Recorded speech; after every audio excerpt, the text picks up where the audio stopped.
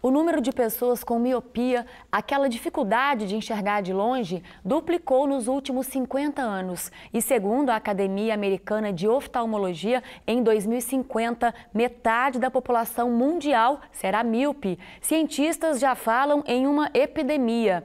E é sobre esse assunto que vamos conversar com a médica Marcela Salomão, do Conselho Brasileiro de Oftalmologia. Boa tarde, doutora. Obrigada por ter vindo. Boa tarde. Eu que agradeço em nome do Conselho Brasileiro de Oftalmologia. Por que esse aumento tão grande? A gente acredita, Flávia, que a miopia seja uma combinação de fatores. Genética, sem dúvida é importante, mas não é um ponto único.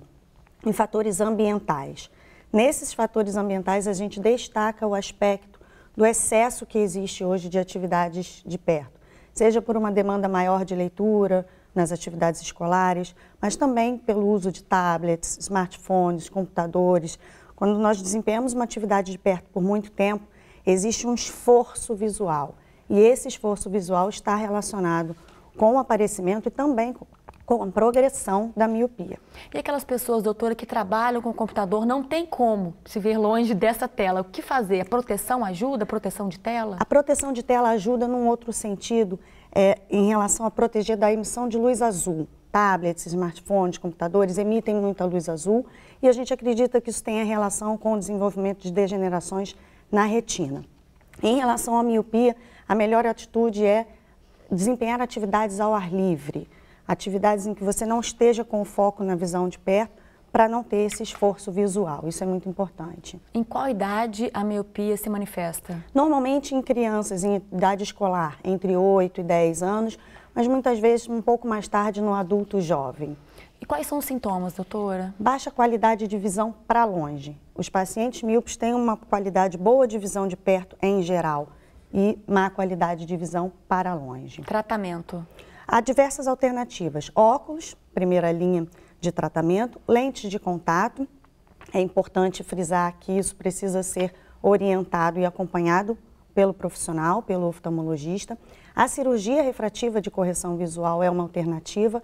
É claro que é importante selecionar bem esses pacientes. Nos últimos anos tem havido uma pesquisa voltada para o uso de colírio de atropina, que é uma substância que a gente usa em oftalmologia para outros fins, mas que em doses mais diluídas tem mostrado resultados promissores no controle e também na progressão da miopia. Mas, mais uma vez, é importante o acompanhamento e a orientação do oftalmologista.